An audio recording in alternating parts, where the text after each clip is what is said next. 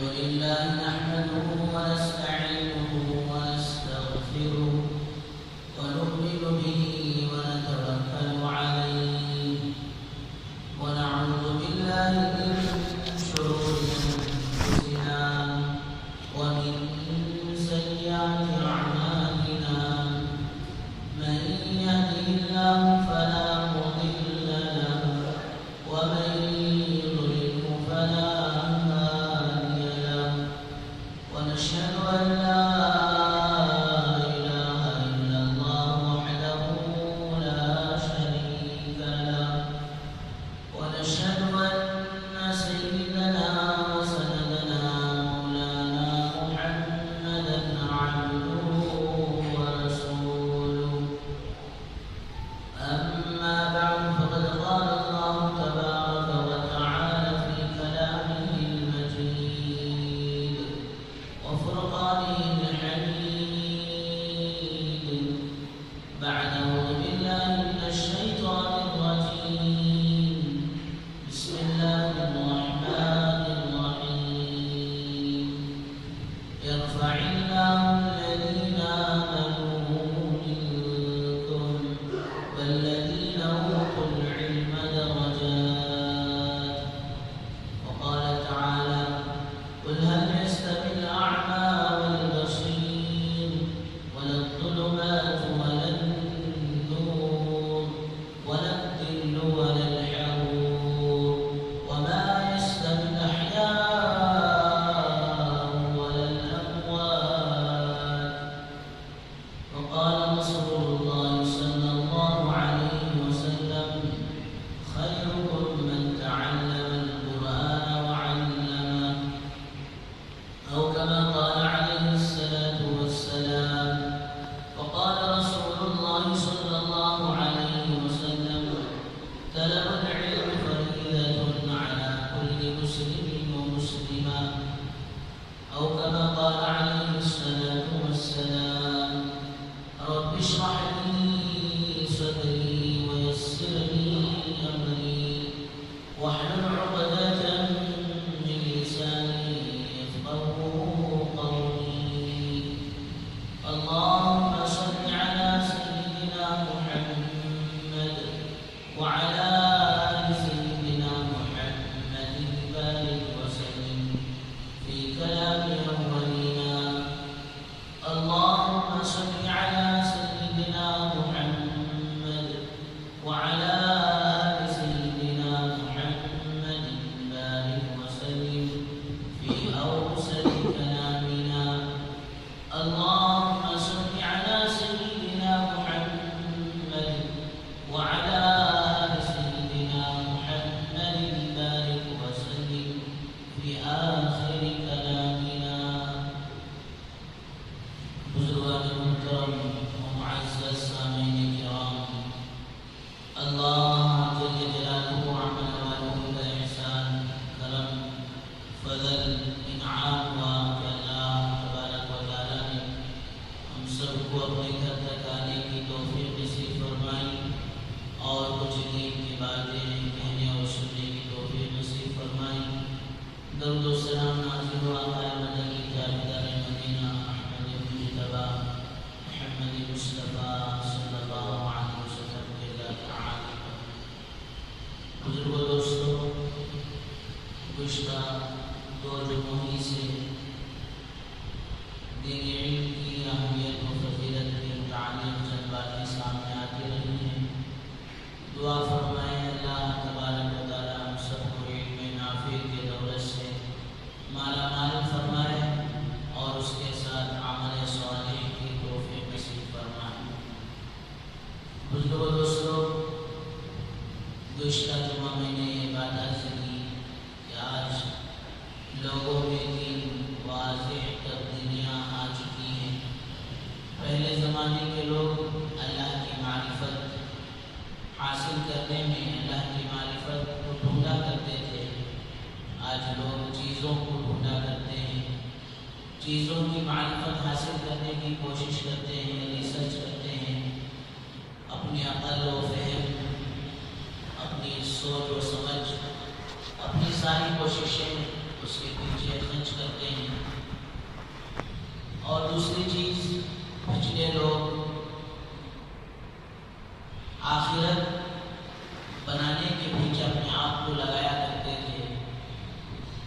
اللہ والوں کی زندگی، صحابہ کی زندگی، اولیاء اللہ کی زندگی اس بات کی گواہی دیتی ہے کہ ان کا ہر عمل وہ آخرت کے لیے تھا. ان کی سوچ، ان کی فکر، ان کا اٹھنا، ان کا بیٹھنا.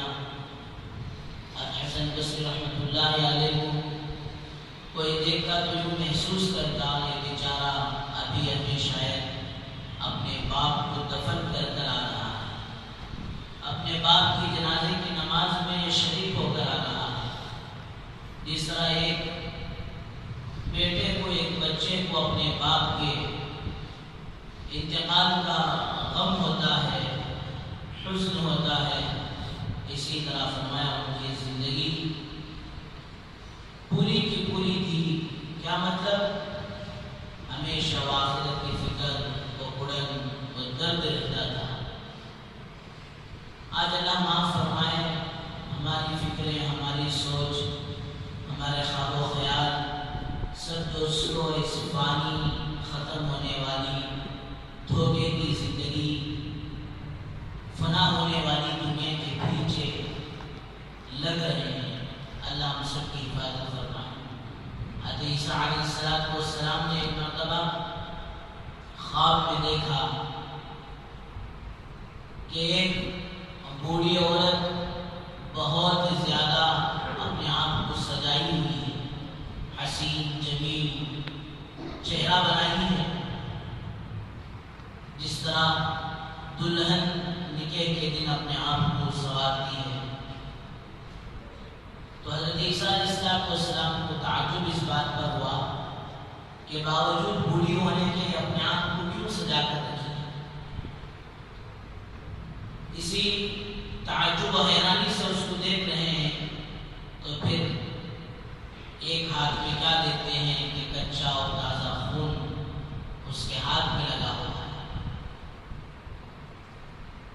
تو دوستو حضرت عیسیٰ علیہ السلام نے اس عورت سے، بڑھیا سے سوال کیا کہ آخر تم بڑھاپے کو پہنچ کر اتنی جوان العمر ہونے کے باوجود اپنے آپ کو اتنا کیوں سجایا ہے، دلہن کی طرح کیوں بنا کر رکھا. تو دوستو اصل میں وہ بوڑھی عورت جو نظر آ رہی ہے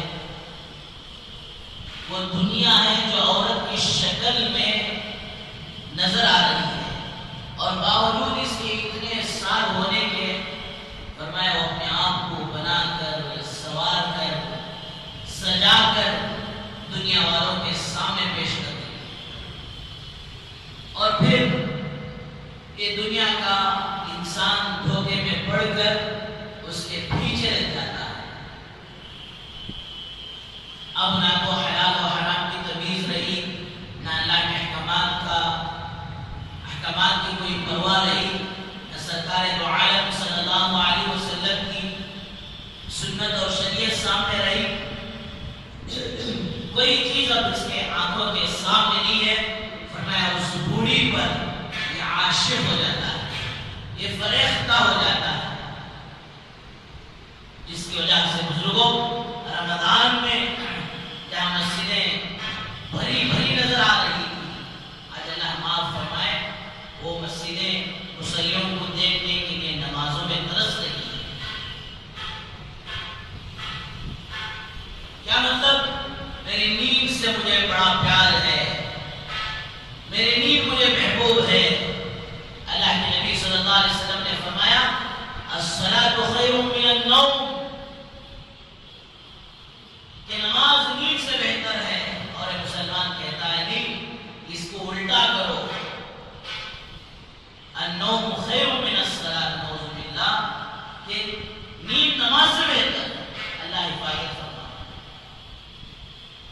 تو فرمایا محبت نیند سے ہو گئی، محبت دنیا سے ہو گئی، جس کی وجہ سے دوستو آج اللہ کے احکامات پامال ہو رہے ہیں.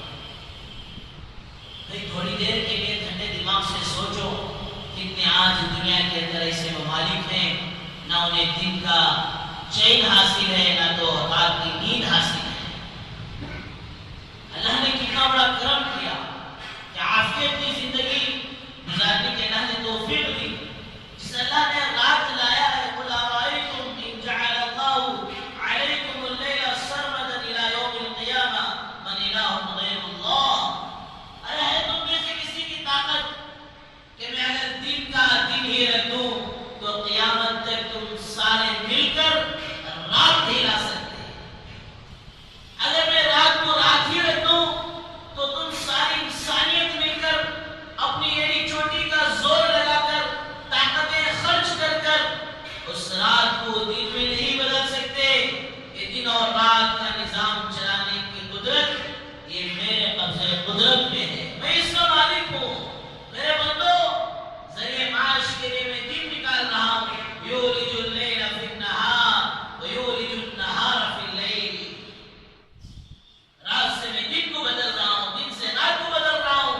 سورج کے نظام کو میں نے نہیں روکا، چاند کے نظام کو میں نے نہیں روکا۔ یہ سب اپنی جگہ ہوتے ہوئے اگر دوستو اللہ ہوا کے نظام کو روک لے پھر کیا ہوگا؟ پیسے خرچ کرنے پڑیں گے، آکسیجن کو اپنے پیچھے لگا کر ہر ایک ڈھوتا پھرنا پڑے گا۔ اللہ نے کتنی نعمتوں سے نوازا، بندے ساری رات تیرے لیے ہے، رات کا کچھ حصہ تو میرے لیے ہو جا۔ بات سمجھ میں نہیں آ رہی؟ اللہ حفاظت فرمائے۔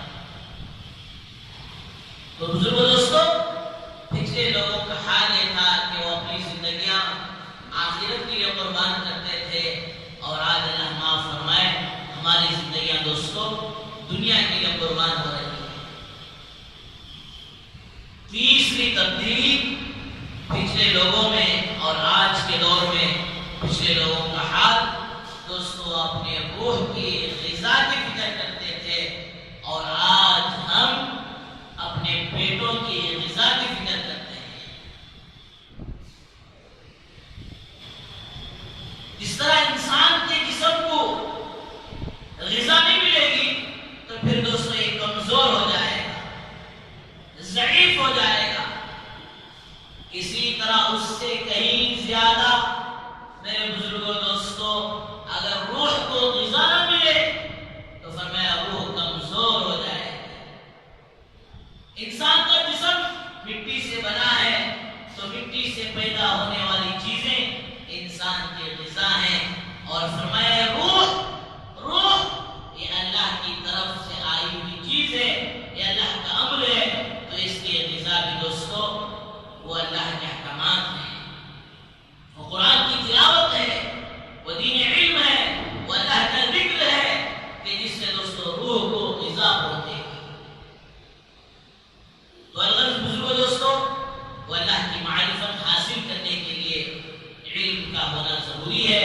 قرآن مجید میں اللہ تعالیٰ نے اہل علم کے درجات کو بیان فرمایا، یرفع اللہ الذین آمنوا منکم والذین اوتوا العلم درجات۔ پہلے تو اللہ نے فرمایا کہ ساری انسانیت میں ایمان والوں کا مقام و مرتبہ ہے، ایمان والے کا درجہ ہے۔ والعبد المؤمن خیر من مشرک، ایک اللہ کا نافرمان بندہ جس نے اسلام قبول نہیں کیا، ایمان قبول نہیں کیا، فرمایا اس سے کئی درجے بہتر ایمان والا بندہ ہے، جس کی قیمت ساتوں زمینوں اور ساتوں آسمان سے بڑھ کر ہے۔ یہاں تک کہ حدیث میں آتا ہے جب تک کہ ایمان والا اللہ اللہ کرنے والا باقی ہے تو اللہ پاک ساری دنیا کے نظام کو بھی چلا رہے ہیں، اور ساری دنیا میں کوئی ایک ایمان والا نہ ہو تو پھر دوستو اللہ تعالیٰ اس دنیا کو توڑ پھوڑ کر ختم کر دیتے ہیں۔ تو ایمان کا ملنا، ایمان والا ہو جانا دوستو یہ کوئی معمولی نعمت نہیں ہے، یہ بہت اونچی نعمت ہے، یہ بہت بڑی نعمت ہے۔ لیکن اللہ معاف فرمائے کہ آج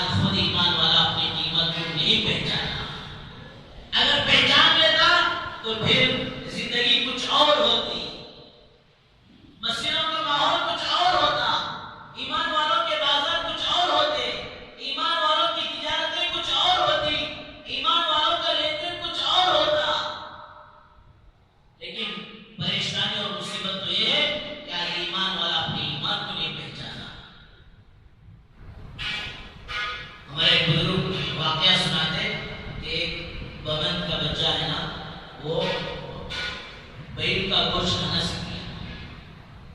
اب باپ کو معلوم ہوا تو بڑا پریشان ہوا، بچے کو یہ سمجھا رہا بیٹا ایسا کرنا کو چھوڑ ڈال، یہ ہمارے خاندان کو حکم نہیں آتا. اس سے بھی بڑی بات کیا کہ محلے والوں کو معلوم ہوا تو مجھے کام سے بھی نکال دیتی. کیا کیا طریقے سے سمجھایا تو بھی بچہ سمجھنے کے لیے تیار نہیں ہے. تو پھر بچہ خود ایک شرط رکھا، ابا دیکھو ایک کام کرو، جو چیز میں کھا رہا ہوں ایک مرتبہ تمہیں کھا کو دکھا دوں میں. اب بیچارہ مسئلہ کیا نہ کرتا، اسے بھی ریڈی ہو. ابھی نے گیا جا کر اسے مرچ مسالہ لگا کر اچھی طرح سے فرائی کر کر ٹیسٹ بھر کر لا کر دیا. کسی کی نظر میرے اوپر نہ پڑے، گھر کے کونے میں گیا، بیٹھ کر اطمینان سے کھایا. باہر آ کو بیٹے کو بولیا میں نے دیکھ اس کے بعد تو ہونا تو چھوڑ دے، نہیں چھوڑنا نہیں. تو ہمارے بزرگ کہتے کہ یہ کیوں کہا؟ اس لیے کہ آج تک اس نے مزہ نہیں چکھا تھا تو اس کی مخالفت کرتا تھا، آج مزہ چکھ گیا تو فرمایا چھوڑنے کے لیے تیار نہیں. بزرگ دوست بالکل اسی طرح آج ایمان والا اپنے ایمان کو نہیں پہچانا. ایمان والا اگر ایمان کو پہچان لیتا تو دوستو دوسرے سیکنڈ میں اس کی زندگی اعمال والی بن جائے. تو ایمان کی قیمت، ایمان کی دولت کوئی معمولی دولت نہیں ہے، کوئی معمولی قیمت نہیں ہے. اللہ پاک کہتے ہیں یرفع اللہ الذین آمنوا منکم، ساری انسانیت میں ہم نے جسے ایمان کی دولت دی ہے ہم ان کو بلند کریں گے. دنیا میں اللہ چین کی، سکون کی، عافیت کی، عزتوں بھری والی زندگی دیں گے. لیکن دوستو شرط یہ کہ واقعی ایمان والا بن کر رہے.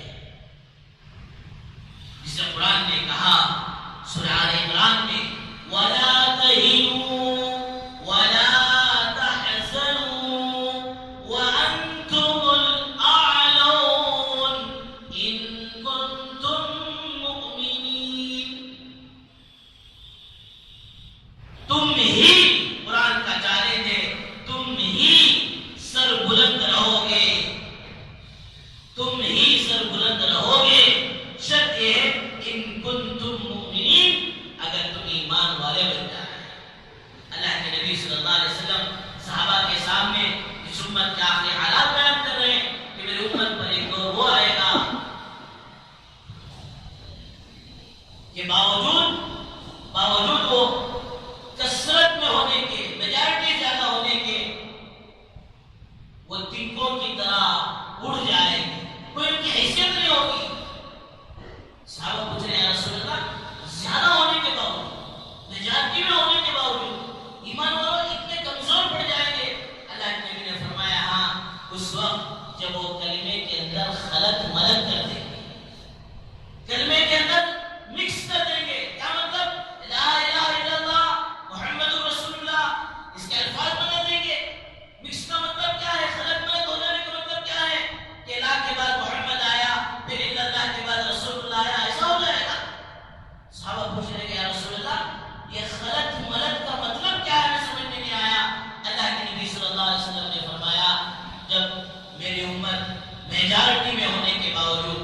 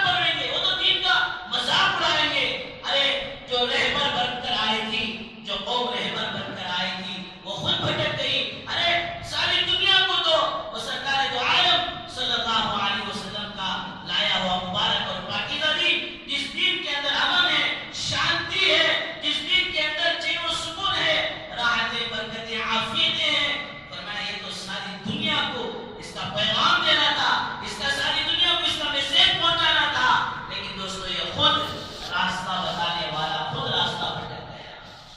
اللہ ہم سب کی حفاظت فرمائے۔ تو اللہ کا وعدہ ہے وَأَنْتُمُ الْأَعْلَوْنَ، تم ہی سربلند رہو گے، لیکن شرط یہ ہے کہ تم سچے معنوں میں مومن بن جاؤ۔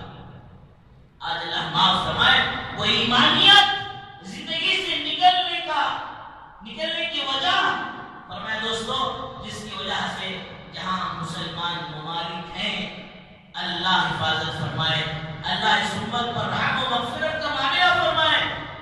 مسلمان ممالک کے اندر کھینچا تانی چلتی ہے، ٹانگ پکڑ کر کھینچنا ہوتا ہے۔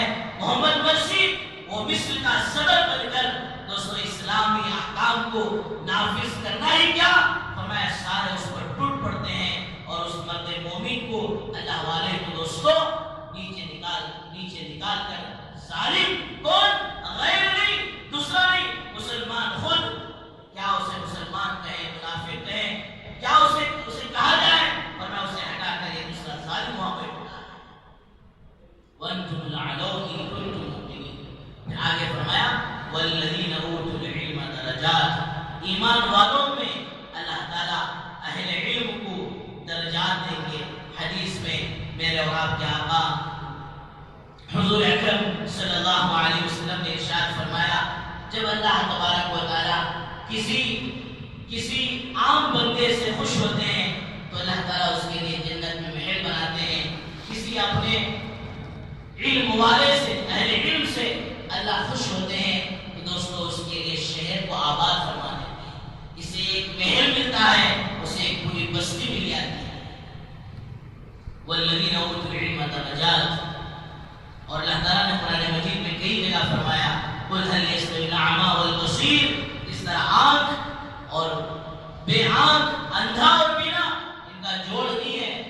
والظلمات والنور، سایہ اور دھوپ، روشنی اور اندھیرا، ان دونوں کا جوڑ نہیں ہے۔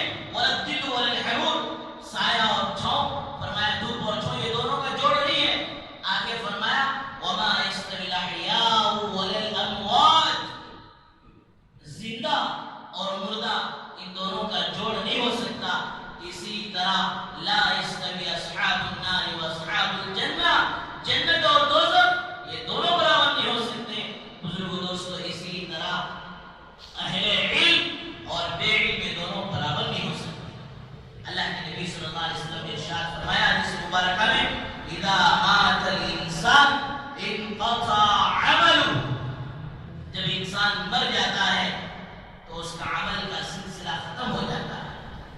ایک سبحان اللہ ابھی نہیں کہہ سکتا، ایک الحمدللہ ابھی نہیں کہہ سکتا، 2 رکعت نفل ابھی نہیں پڑھ سکتا، 1 روپیہ صدقہ یہ نہیں کر سکتا، لیکن فرمایا اس کے باوجود چند کام الا بثلاث، 3 کام ایسے ہیں، صدقۃ جاریۃ اور علم ينتفع به وولد صالح، یہ 3 کام ایسے ہیں انسان مر کر قبر میں جانے کے باوجود دوستو اسے عمل کا کلیکشن اللہ تعالیٰ جاری رکھتے ہیں۔ صدقہ جاریہ، کوئی رفع عام چیز بنا کر چلا گیا، کہیں پانی کی قلت تھی تو پانی کا انتظام کرا دیا، آج کے دور میں بوریل کھلا دیا یا نل لگا دیا، کسی مسجد و مدرسے میں حصہ دے دیا، عمارت بنا دیا کہ جب تک ماشاءاللہ اس جگہ خیر کا کام ہوتا رہے گا فرمایا دوستوں سے اس کا جو ثواب اسے برابر پہنچتا رہے گا۔ دوسری چیز فرمائی اور علم ينتفع به، یا وہ علم چھوڑ کر گیا ہو، اس علم سے لوگ نفع اٹھا رہے ہیں۔ جس طرح ہمارے اس پورے ریاست کی جان حضرت مولانا قاسم قریشی صاحب رحمۃ اللہ علیہ گزشتہ ہفتے کو انتقال کر گئے۔ حضرت کی شخصیت اس کی مثال ہے علم ينتفع به، کہ اس کے علم سے لوگ نفع اٹھا رہے ہیں۔ کتنے ہزاروں و لاکھوں انسان ہوں گے کہ حضرت کی بات سے، حضرت کی بیان سے، حضرت کی نصیحت سے اپنی زندگیوں کو بدل لیا، توبہ کر لیے، اور کتنے علاقوں میں حضرت کو قید کر لیا گیا تھا، اٹکا لیا گیا تھا، پتھر برسائے گئے ہیں. ایک حویلی کی طرف اجتماع ہو رہا تھا، سارے اس قوم والے کہ مولانا کا بیان ہونے ہم نہیں دیں گے، اور جیسے آئیں گے ہم ڈنڈوں سے ان کا استقبال کریں گے. وہ اللہ کے ولی تھے. الا ان اولیاء